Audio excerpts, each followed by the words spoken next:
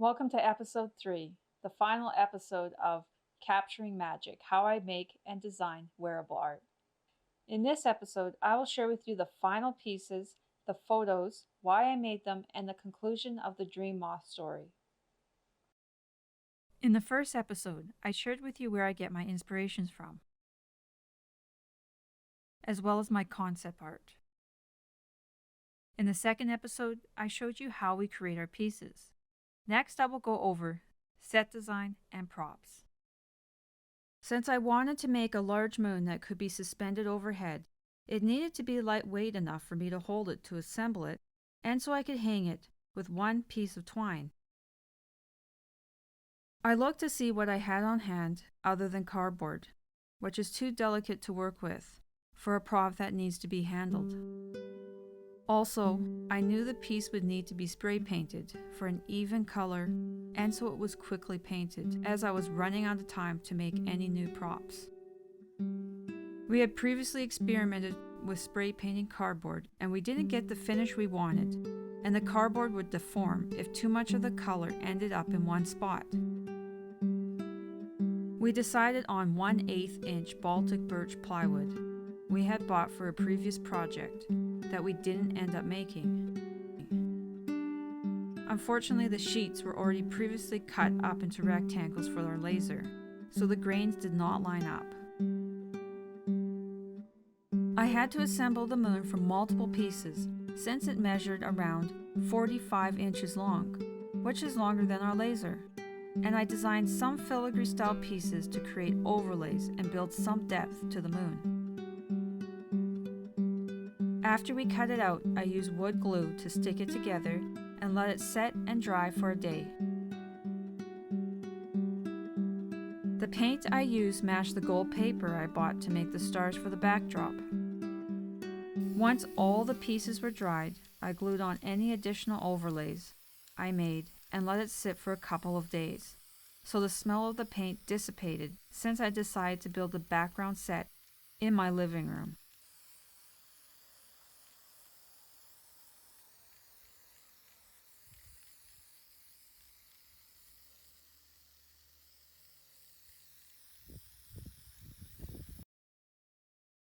I was going to use a cloudy blue backdrop originally to make it look like the model was in the clouds, but it didn't quite feel right or provide the contrast I wanted, so I decided on a gray one instead and made my own clouds from polyfill and poster board. I made the clouds from the same stuffing as a pillow or a stuffed animal has, and they slightly ended up resembling real clouds when I layered the stuffing on the poster board. I cut out around 100 stars, even though I only ended up using around 20.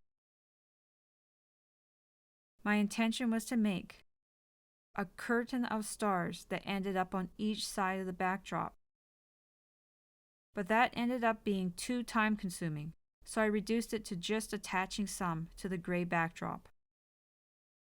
After sharing the wearable art pieces and props with my sister, who is a professional makeup artist, she agreed the pieces had a vintage feel and thought a glamorous 1940s hairstyle with accompanying makeup would complement the pieces.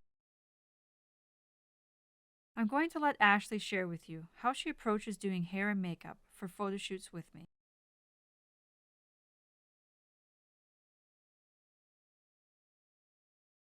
Hi, I'm Ashley, Amy's sister, and I've been working in the makeup industry for over 12 years. My passion for makeup came in high school when Amy and I used to do hair and makeup for our classmates. I realized then I love making people look and feel amazing. I do makeup for events, the film industry, graduations, weddings, and boudoir. I've been working with Amy on photo shoots since 2015, where I do the hair and the makeup for the photo shoots. I also provide help during the shoots for things Amy finds too difficult to do, such as helping with wardrobe, carrying gear, and arranging lights, etc. I'm also doing all kinds of set help, from directing fans, to throwing cotton fluff up in the air, to tossing up the end of a cape or skirts to create movement in the shot. You will even see me modeling a number of her ideas when she wants to do an impromptu shoot. Amy will often give me vague ideas about what she wants to do. Sometimes she only sends me one picture or a few words. I plan from whatever she sends me, based on our past work together, what look I think will work.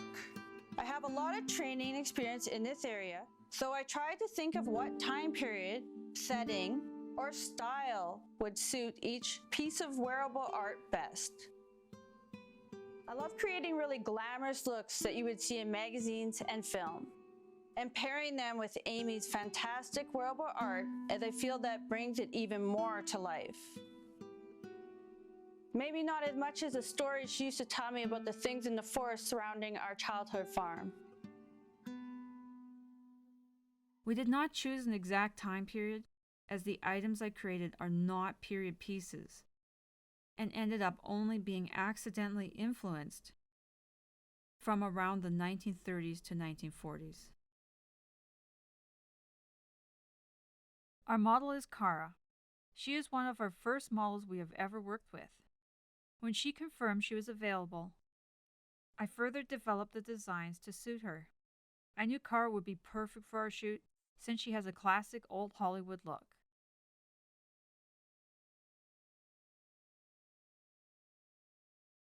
For the hair, Ashley set the hair with pin curls. Once it was set, Ashley brushed out the pin curls to create the waves that were popular from the 1930s to the 50s. We decided on a classic 1940s glam look for the makeup. Well, yeah, I think Mike's is better than mine. Inspired by the late American actress and inventor Hedy Lamarr.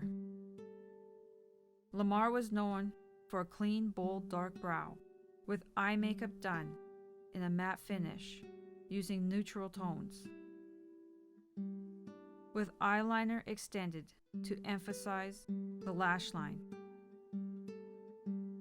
with noticeable eyelashes added. Ashley did a crimson shade of red lipstick, which was done to contrast the browns and dark colors of the wearable art and the backdrop.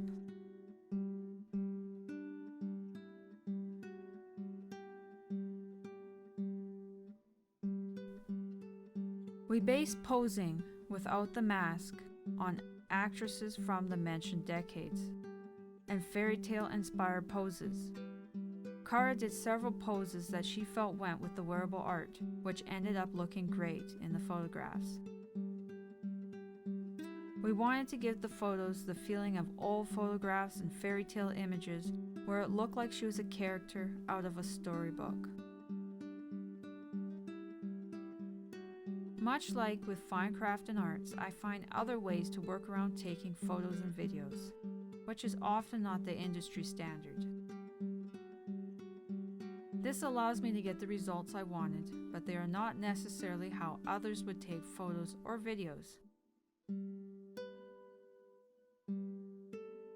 I use a simple light setup, sometimes even minimalistic, depending on the day, which also is lightweight and compact.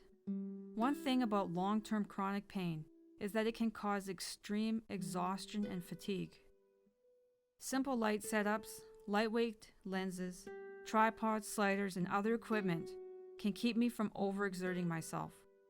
Overexertion can lead to what I call a pain episode, where I can't move or sleep for several days at a time.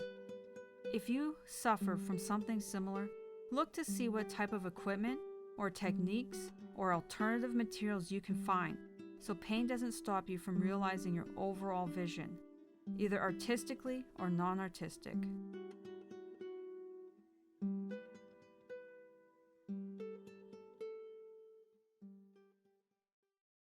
I told Tanner the concept about the photo shoot and the character the model would portray. He then took my description and turned it into a poem, which I will share with the photos.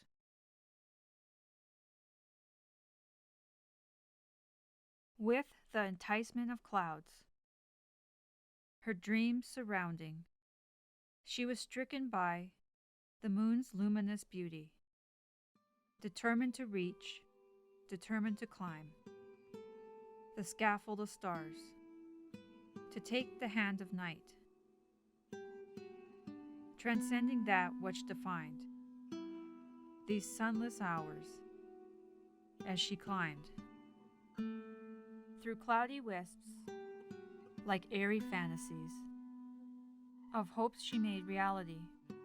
She felt a strange sensation, and in passing reflection she became aware of a peculiar transformation driven by the moon's beckoning, and in the throes of this nocturnal orientation, she felt herself take flight. No more a passive observer, she too could take to the skies, drawing ever closer to that which jeweled the night, to that which spoke her name, in soothing resonance, with wings aflutter, her hands outstretched, yearning deeply for the solace possessed by the glowing face. She drew closer still. Breaking through the final shroud, she reached that which her dreams have craved, to cradle its magnificence and dream no more, for she had arrived, taking her place on the starlit set upon which all stargazers gaze, the celestial stage. I added additional wings to the bottom of the corseted area in brown, and wing-like cuffs in blue. This was done to even out the colors, and because I thought it gave the overall piece more visual interest. For the photos, I did minimal edits to the model, and added a golden tone to mimic the moon. Since the feeling of the outfit has an early 1900s carnival feel to it, I edited the photos in a similar manner. The overlays made the photos look similar to the old photos I have in my collection.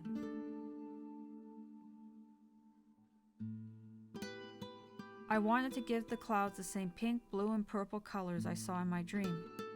So for that, I used flash gels over top of my lights. For the video, I used similar gels over top of my LED lights to get the same color.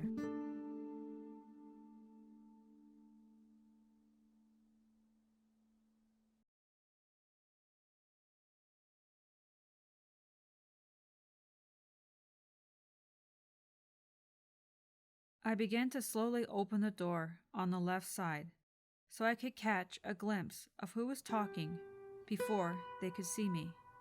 But the door was pushed open, and a transparent, featureless figure shoved past me and rushed down the hall.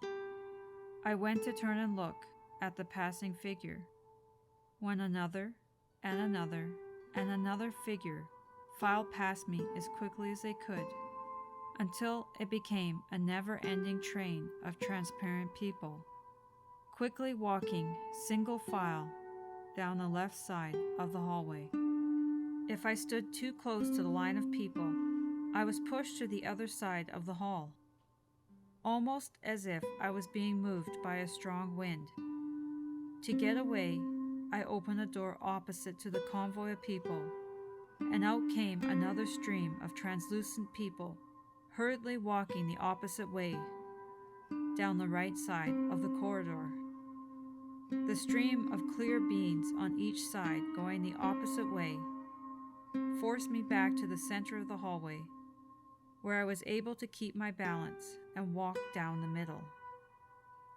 The figures were impassable, and I was unable to open any more doors.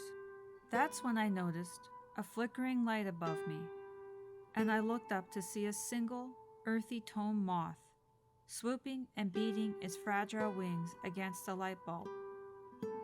The moth abandoned the light and instead favored the dark parts of the hallway, ignored the light overhead, and moved through the middle of the stream of figures. I felt compelled to follow it. I walked by door after door until the moth decided to stop, gliding through the figures, resting upon a door. I knew I could walk through the flow of human-like beings and open the door. So I did, and the moth and I went through the door, and on that side was a deep sapphire sky with green and purple waves dancing around a crescent moon.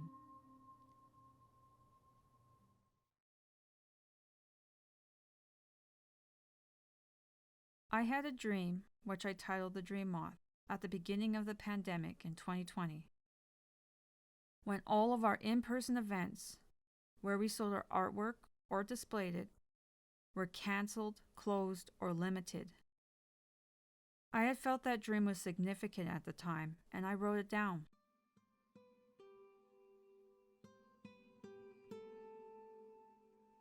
The dream came back to me when I noticed moths everywhere in Edmonton I went, while visiting my favorite places at the beginning of filming this project. I had been wanting to create another larger scale wearable art character, but since there was no events, I didn't have a place to share it. I had wanted to create another large scale wearable art character, but since there were no events, I didn't have a place to share it. When the opportunity came to share it through video, I knew what I was going to create and spent nearly 3 months to self-document the process. The dream was so impacting that when I encountered the moths, I felt inspired by their beauty and how they transform.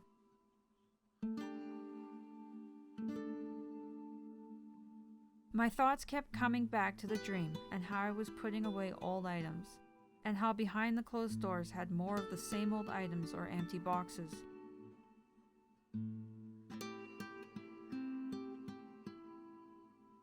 I felt like the old items and boxes were parts of my career that were important, but no longer the focus. But I could always go back to them, meaning shows when they start again, events, or ideas I had put away for a later time. The people rushing in the same direction on either side that I could not go through, I believe, were previous artistic paths I could no longer follow, such as doing dozens of shows a year because of my health, and realizing that those options may not be there for me, as leather and metal working have become more physically difficult.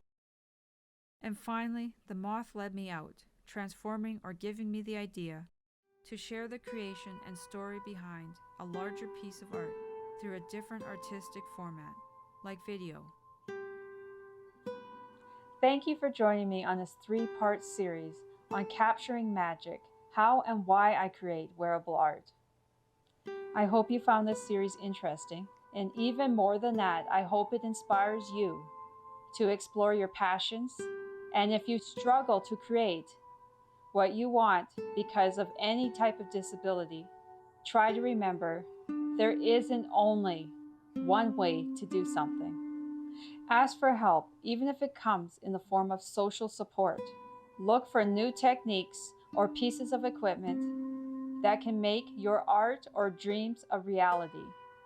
Remember, the end result is the most important and not the process. Your idea coming to fruition is the true goal of doing artwork.